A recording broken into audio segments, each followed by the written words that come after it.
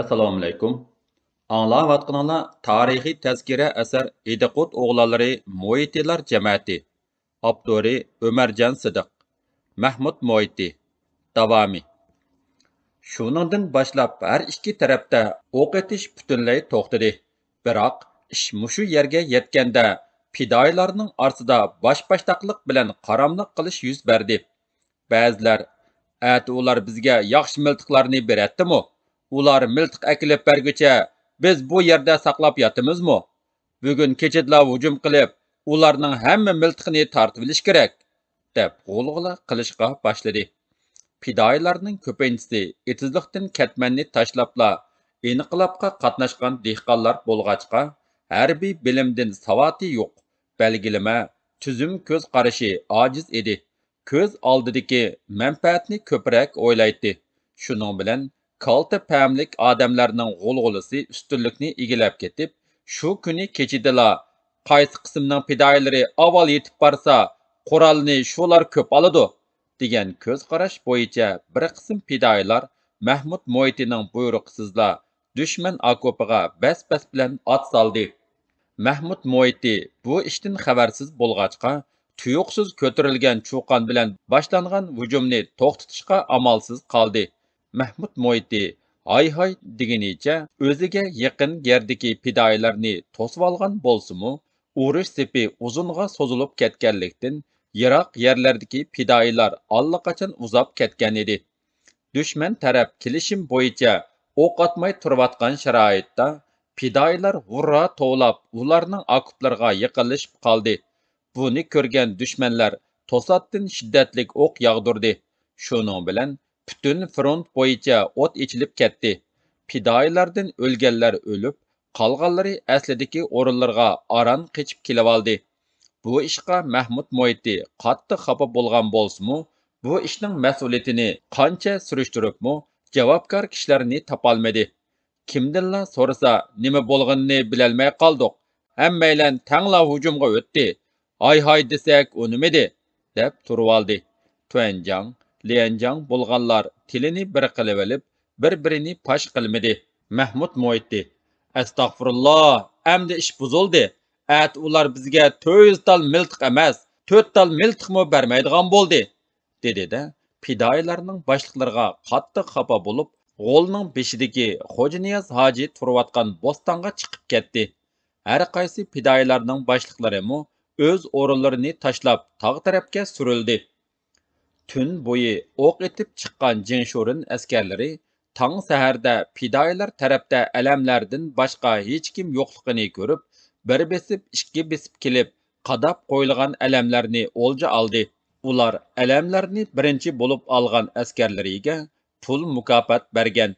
Fidoyilar atiganda durbun bilan qarab, Jinshurin askarlarining o'zlari egilagan g'oldan o'tib, Guchung tarafga ketayotganligini ko'rdi. Fidoyilar dushmanlarga yana ot solgan edi. Dushmanlar fidoyilarni ko'rib, cho'ng yo'ldan chiqib, Moriga kirmay, Jo'ng'ar tuzlanligi bilan Udul Guchungni ko'zlab mangdi. Fidoyilar Sarig'ayga berib to'plashgandan keyin Xo'janiyaz hoji ko'pchilikka: "Sizlar gap anglamay, o'z beshimchilik qilib, qurolliq dushmanni Guchungga o'tkazib Endi dushmanlar bilan o'zinglar urushib olinglar. Men ketdim", deganicha Sarig'aydan Bo'stonga ketdi. Uning orqadan Mahmud Moitimi qo'l ostidagi kishilarga: "Qo'zg'alon qildik, meni boshliq qildinglar. Nimishqa gapga kirmaysizlar? Ish hal qilg'uch yerga kelganda mening buyruqimsiz qaramliq bilan bosh-boshdoqlik qilib, dushmanga o'rinsiz hujum qildinglar. Natijada mag'lub bo'lganga tang bo'ldi. Bir talmo miltiq ololmay dushmanni Guchungga o'tkazib atdik. Sizlar mening gapimni anglamagandan keyin menmi Xo'janiyaz hoji bilan billa qumulga ketdim. Sizlar boshqa boshliq saylab, Jinshurin bilan o'zinglar urushib olinglar", dedi-de, muhofizatchilari bilan Xo'janiyaz hojining kaynidan Bo'stonga mangdi. Mahmud Moiti Bo'stonga borganda Xo'janiyaz hoji ochiqidan yinib, xelila o'nglanib qolgan edi. Ehtimol, u kishining yinidagi oqsoqollar maslahat bergan bo'lsa kerak. Xo'janiyaz hoji bilan Mahmud Moiti u yerda boshqalar bilan maslahatlashib, avval turponga tushib bir oz dam olib va tayyorlik qilib, Andın Guchung tarafga berib, partizanlik urushni davomlashtirmoqchi bo'ldi. Sarag'ayda qolgan fidoyilarmu asta-asta bir-birining keynidan Bo'stonga yetib kelishdi. Andin hammaylan turponga tushib ketishdi. Fidoyilar Jingshurin askarlari bilan Bo'stonda urush qilganda, Turpanning Qarg'ocha yilsidagi Gasipning o'g'li Abdulla dushman tarafda askar edi. Guchungni Majongning askarlari ishg'ol qilgandan keyin u Guchungdan qaytib kelib, fidoyilarga qo'shildi va qo'zg'olonchilarga mundoq bir ahvolni so'zlab berdi.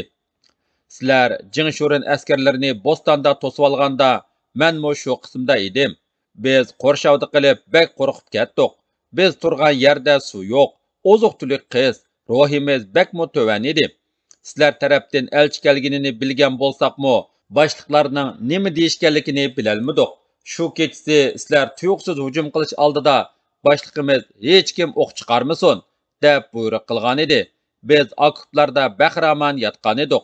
Kechasi sizlar kutmagan yerdan umumyuzlik hujum qildinglar. Biz naiti o'diqib ketdik. Sizlar bizga yaqinlab kelganda biz beshimizni okopdan chiqarmay, miltiqni osmon qartib etiverdik. Shunga sizlar ko'p chiqim tortmadinglar. Biroq keyin yomg'irdak o'qlar ichida orqanglarga qochishga majbur bo'ldinglar. Tong otganda qarsoq, xili yaqin yerlarda bir qancha odamning jasadi yetibdi. Bir odam yordar turuqliq yetib turib bizga o'q etayotgan ekan. Boshliqlarimiz bu odamni tirik tutishga buyruq berdi. Askarlar uni taraf-tarafdan qurshab tirik tutib oldi. Lekin u intayin qo'rqimsiz, margan kishi ekan. Qo'lga tushib bo'lgacha askarlardan 17ni etibatdi. Bu odamni boshliqlar yordar peti ilib ketdi. Ular bu odamning yurkini qo'rib yeydi ekan, deb angladim. Oxiri nima bo'lganini bilmadik. Atrofimizdagi bir qancha 10 yerda alam qadoqliq turibdi. Lekin bir mu odam yo'q. Biz ilgirlab berib alamlarni ilib oldik. Alam olg'uchlarga mukofot berildi. Abdulla so'zlab bergan yorilinib dushman qo'liga tushib qolgan hiliqi kishi Bo'stonliq Hamid palvon bo'lib, u Mahmud Mo'yti Mo'riga borganda fidoyi bo'lib qo'shilgan edi.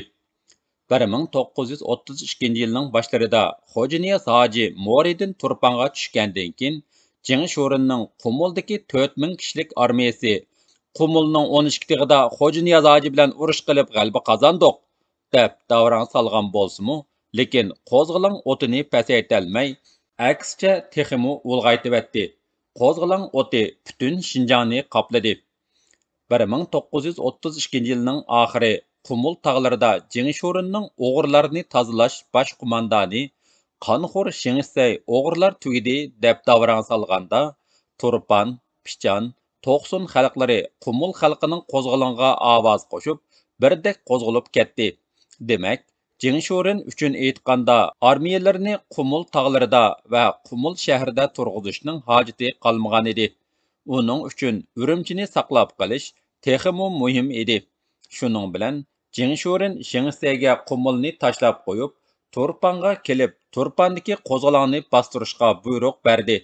Shingsay 4000 askari bilan Pichan, Turpan, To'qsun noyalarida 7000 dan ortiq xalqni qirib bo'lgandan keyin 1933 yili 3-oyning 17-kuni Urumchiga qaytib keldi. Uningdan keyin Jingshurinning Qumuldagi selingi Li Xayruymu Qumulni tashlab qo'yib, Qumul va Pichandagi barliq armiya va hukumat xodimlarini boshlab Guchungga qaytib keldi. Demak, Qumul viloyati Jingshurin armiyasidan butunlay xoli bo'lib qoldi. Janubiy Shinjongning ko'p qismi qo'zg'olon ko'targan yerlik xalqning qo'liga o'tib bo'ldi. Urumchining Nansan atrofidagi qo'zg'olon ko'targan Uyg'ur, Xuyzu xalqlari Urumchiga to'xtamay hujum qilib turadi. Sanduba, Qutubi noyalaridagi xalqlarmi qo'zg'alib, Urumchining sharq tarafi bilan shaharga tahdid silib turadi. Altay, Tarbag'taylarda qo'zg'olon bargancha avj olmoqda edi. Qora shaharda turayotgan Mashimin bu fursatdan foydalanib, darhol bir o'mak tashkil qilib, Uyg'ur xalqi nomidan Majungyingni Shinjongga chiqishga taklif qilish uchun Gansuga avatgan edi. Majungying taklifni ma'qul ko'rib, Shinjongga qarab yo'lga chiqdi. İnqilob o'ti butun Shinjongni qoplab, Jingshurin hokimiyetining o'lini təvirtib qo'yg'achqa, bu hokimiyetning og'dirilib ketishi muqimlashib qolgan edi. Mushundaq ahvolda hukumatning ba'zi amaldorlari hozirdan boshlab harakatlanmasak, keyin o'zimizni qo'g'daydigan yer topolmay qolamiz, deb o'ylab, maxfiy harakatlanishga boshlagan.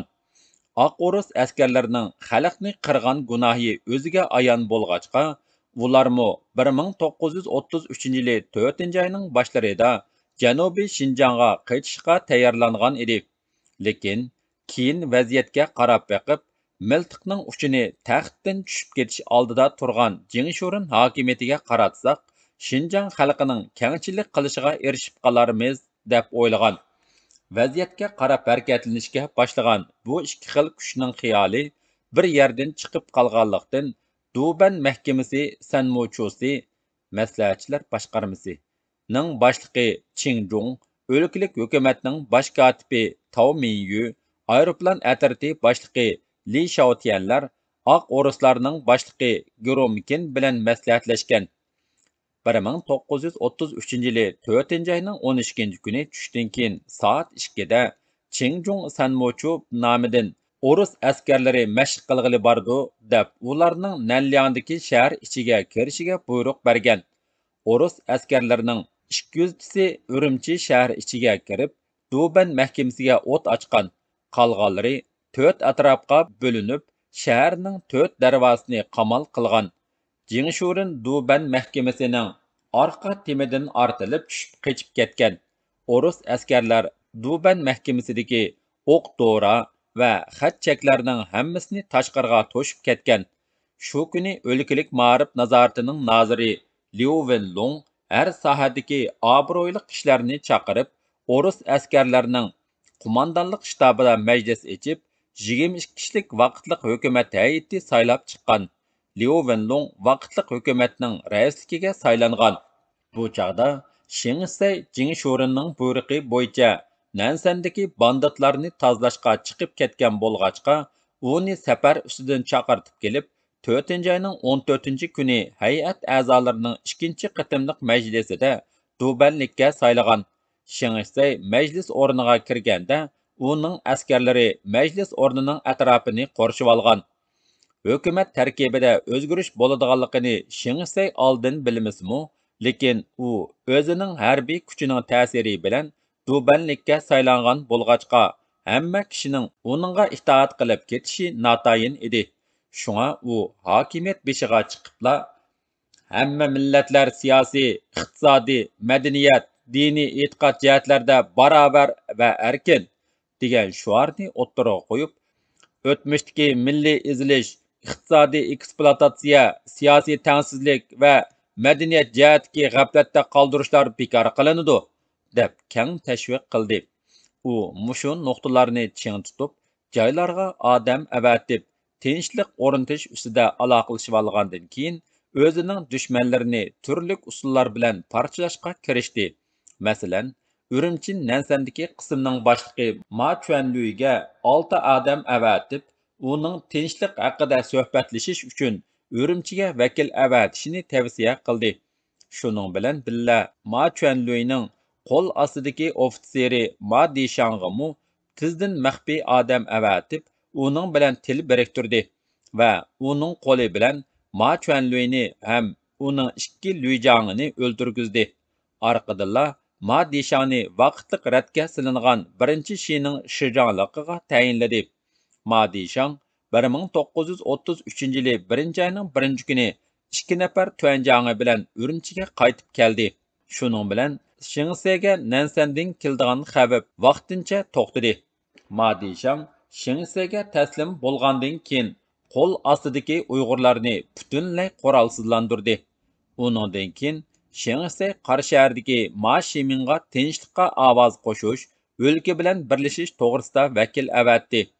Ammo Ma Shiming Ma Zhongying bilan so'zlashib ko'rishni bahona qilib, aniq javob bermadi. Vakillar natijasiz qaytib keldi. Xo'janiyaz Hoji Moridin Turpanga qaytib tushishiga Shingsay uningmi Na'matboy boshliq bir necha kishini vakil qilib avatgan edi. Ammo Xo'janiyaz Hoji Shingsayning taklifini rad qildi. İlidiki Bozyer özləştiriş kumandani Jiang Piyuanmu Şingsayning duban bo'lganligini e'tirof qilmay, uning bilan tirkishish holatida turdi.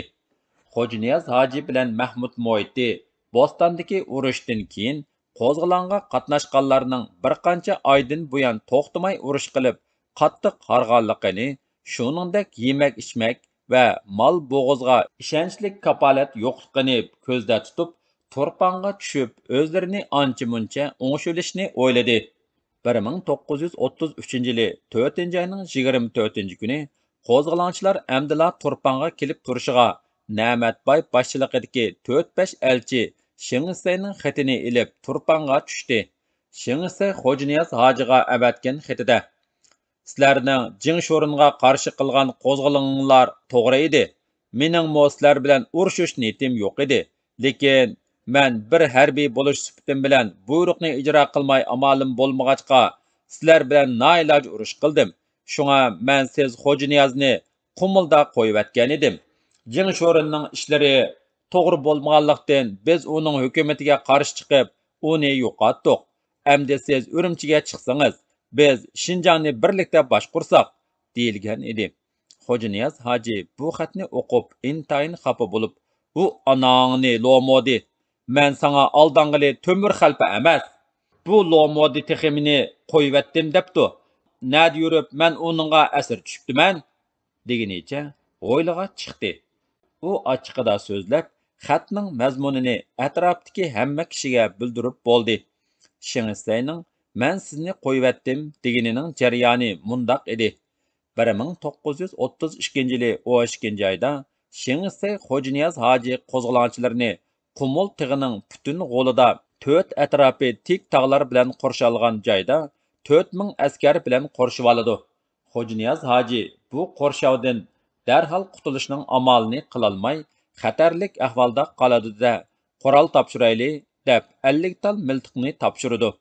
Qolganlarini ati topshiramiz deb qo'yib, yerim kechida muzluq, qorliq taqqa kigizlarni yepib, shuning ustida o'mlab yurib, yo'l echib, qo'rshovdan qechib chiqadi. Şingsay Xo'janiyaz hojini qo'yvatdim deyishda shu voqeani ko'zda tutgan edi.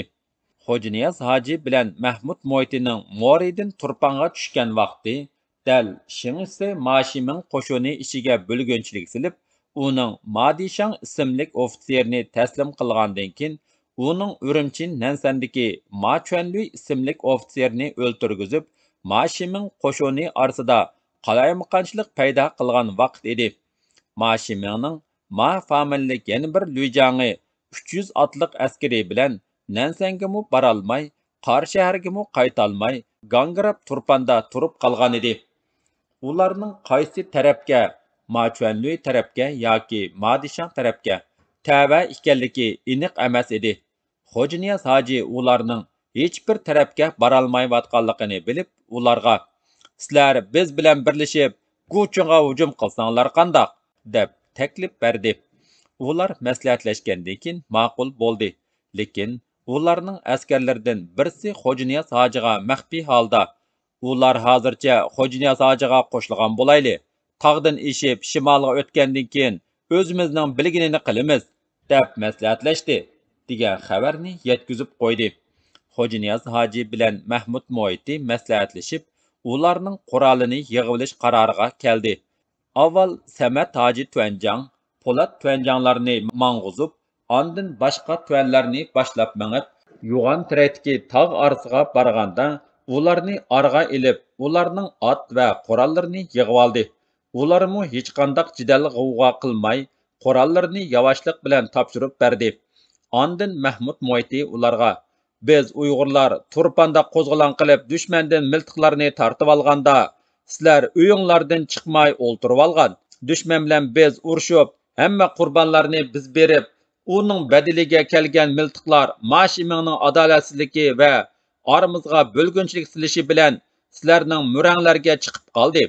Lekin sizlar bizdan olgan miltiqlar bilan dushmanni otmay, dushmanga taslim bo'ldinglar. O'zaro qirg'inchilik qilib, dushmanga yordam berdinglar. Endi biz sizlarga birlashib dushmanga qarshi turayli desak, sizlar niyatinglarni buzib, bizdan ayrilib boshqa yoqqa qochmoqchi bo'libsizlar. Biz düşmanga qarshi turmiz. Shuning uchun biz sizlardan miltiqlarni qaytarib oldik. Sizlarga miltiq kerak bo'lsa, o'zinglar düşmandan tartib olinglar. Otlarni ilib oldi deb qolmanglar. Qo'zg'alondan ilgari qaysinglarning e'tibor edi? Sizlarning ko'pchilikinglar turpanliq, menmo turpanliq. Ilgari har qaysinglarning nima ish bilan shug'ullanganliklarini men obdan bilaman.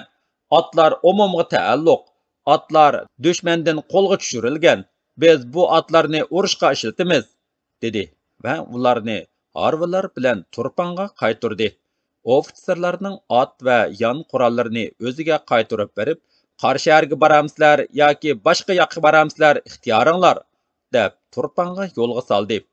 Ularning orasida Turpandagi qo'zg'olonning dastlabida Turpan Koni shaharda taslim bo'lgan Luijang Mafumingmu bor edi. Umu Turpanga otliq ketdi. Davomi bor.